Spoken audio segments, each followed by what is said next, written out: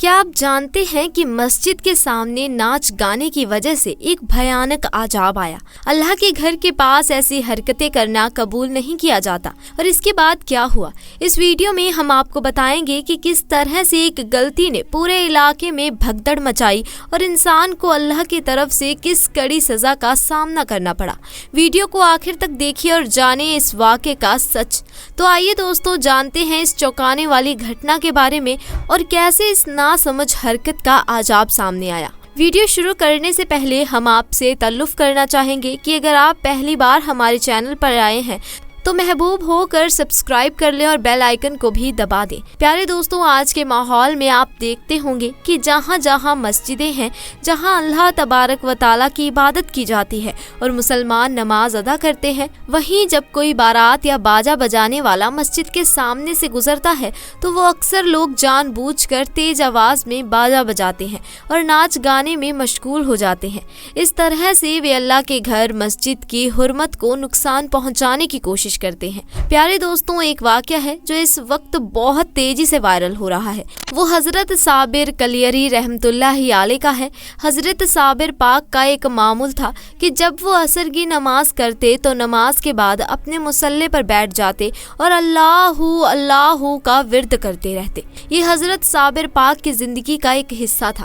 جب وہ نماز کے بعد اپنے مصلی پر بیٹھ کر اللہ کا ذکر کرتے تھے، ایک دن جب وہ عبادت میں ویست تھے، مسجد کے باہر سے تیز آواز میں باجا بجانے کی آوازیں آنے لگی۔ جیسے ہی آواز بڑھی اور عبادت میں خلل پڑا، حضرت صابر پاک نے اپنے خاص مرید حضرت شمس الدین سے کہا، بیٹا شمس الدین، باہر جا کر دیکھو یہ آواز کس چیز کی ہے؟ یہ اللہ کا گھر ہے، عبادت کی جگہ ہے، یہاں باجا بجانے کا کیا مطلب ہے؟ اگر باجا بجانا ہے تو دور جا کر بجاؤ۔ حضرت شمس الدین باہر گئے اور ان لوگوں سے کہا، بابا کا حکم ہے کہ مسجد سے دور جا کر باجا بجاؤ کیونکہ یہاں عبادت میں خلل پڑ رہا ہے۔ لیکن ان لوگوں نے جواب دیا، جاؤ بابا سے کہہ دو کہ وہ اپنا کام کریں اور ہمیں بھی اپنا کام کرنے دے۔ شمس الدین نے انہیں بہت سمجھایا لیکن انہوں نے کوئی دھیان نہیں دیا۔ شمس الدین واپس لوٹ آئے اور پھر مسجد میں جا کر دیکھا کہ باجا کی آواز اور بھی تیز ہو گئی تھی۔ اس پر حضرت صابر پاک کو غصہ آ گیا اور انہوں نے شمس الدین سے پوچھا، کیا تم نے ان لوگوں کو نہیں بتایا کہ باجا بند کریں؟ شمس الدین نے جواب دیا، بابا میں نے کہا تھا، لیکن انہوں نے کہا کہ بابا سے کہہ دو کہ اپنا کام کریں اور ہمیں ہمارا کام کرنے دے۔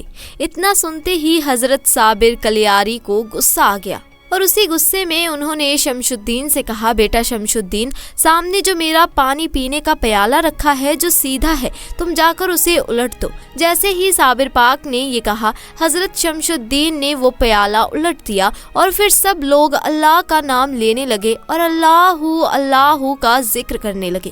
تھوڑی ہی دیر بعد باہر سے چیخ پکار کی آوازیں آنے لگی۔ حضرت شمس الدین دوڑتے ہوئے باہر گئے اور دیکھا کہ دو بڑے پہاڑ دونوں اور سے آ رہے ہیں اور لوگوں میں چیخو پکار مچی ہوئی ہے۔ ایسا لگ رہا تھا کہ یہ پہاڑ سبھی کو رون دیں گے اور سب ان کے نیچے دب جائیں گے۔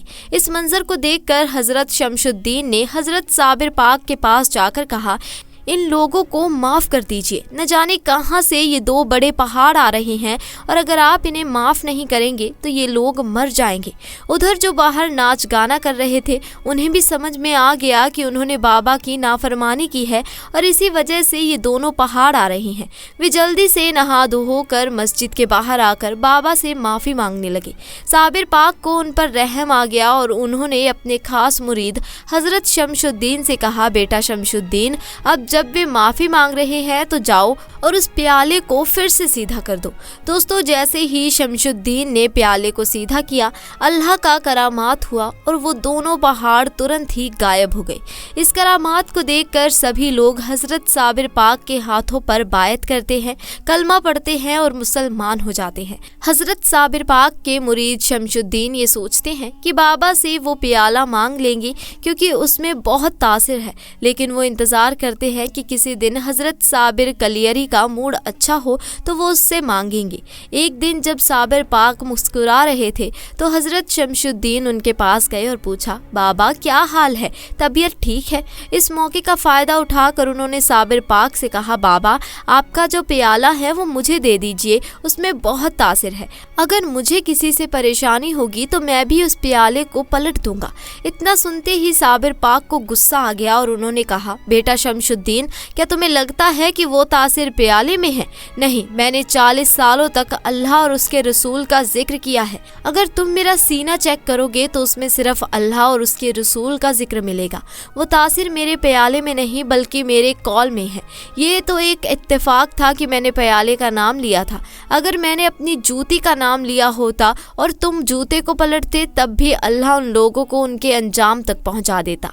इतना सुनने के बाद हजरत शमशुद्दीन को असल बात समझ में आ गई और वो चुप हो जाते हैं। प्यारे दोस्तों, इस वाक़ये से हमें ये सबक मिलता है कि अल्लाह के वली की बातों में बहुत असर होता है और जब उनके मुंह से कोई बात निकलती है तो अल्लाह तबारक व तआला उसे तुरंत ही कबूल कर लेता है। दोस्तों, आज जो लोग मस्जिद की नाफरमानी करते हैं उन्हें ये समझना चाहिए कि ऐसा करना ना सिर्फ अल्लाह के हुक्म की नाफरमानी है बल्कि ये खुद उनके अपने हक और सलामती के खिलाफ भी है। मस्जिद जहाँ अल्लाह की इबादत होती है वो एक पाक जगह है। जब हम उसकी हुकूमत करते हैं तो अल्लाह से हमारी दुआएं कबूल होती हैं, लेकिन यदि हम उसका अपमान करते हैं तो ये हमें मुसीबतों में डाल सकता है। हमें हमेशा अल्लाह के घर की इज्जत करनी चाहिए और उसकी नाफरमानी से बचना चाहिए। कभी ना भूलें कि जब भी हम अल्लाह के घर की शान को नुकसान पहुँचाते हैं तो उसका अंजाम हमें मिलता ही है। हमें अपने ईमान और अपनी जिम्मेदारी को समझना चाहिए और हर वक्त अपने कामों में अल्लाह के पैगामों को मानना चाहिए। अल्लाह हमें सही रास्ते पर चलने की तौफीक दे। उसकी बेहुरमती करते हैं उन्हें भी समझना चाहिए कि ये अल्लाह का घर है और उनकी नाफरमानी करना मुसीबत की वजह बन सकता है। तो दोस्तों, ये थी हमारी आज की ये वीडियो। उम्मीद है कि आपको हमारा आज का ये वाक़या पसंद आया होगा। वाक़या पसंद आया हो तो वीडियो को लाइक ज़रूर करें, अपने दोस्त अहबाब के साथ इसे ज़्यादा से ज़्यादा शेयर करें और अगर आप चैनल पर नए हैं तो चैनल को भी जल्दी से जाकर सब्सक्राइब करें। इंशाअल्लाह जल्द मुलाकात होगी आपसे एक नए और दिलचस्प वाक़ये के साथ। तब तक के लिए अस्सलाम वालेकुम व रहमतुल्लाहि व बरकातहू।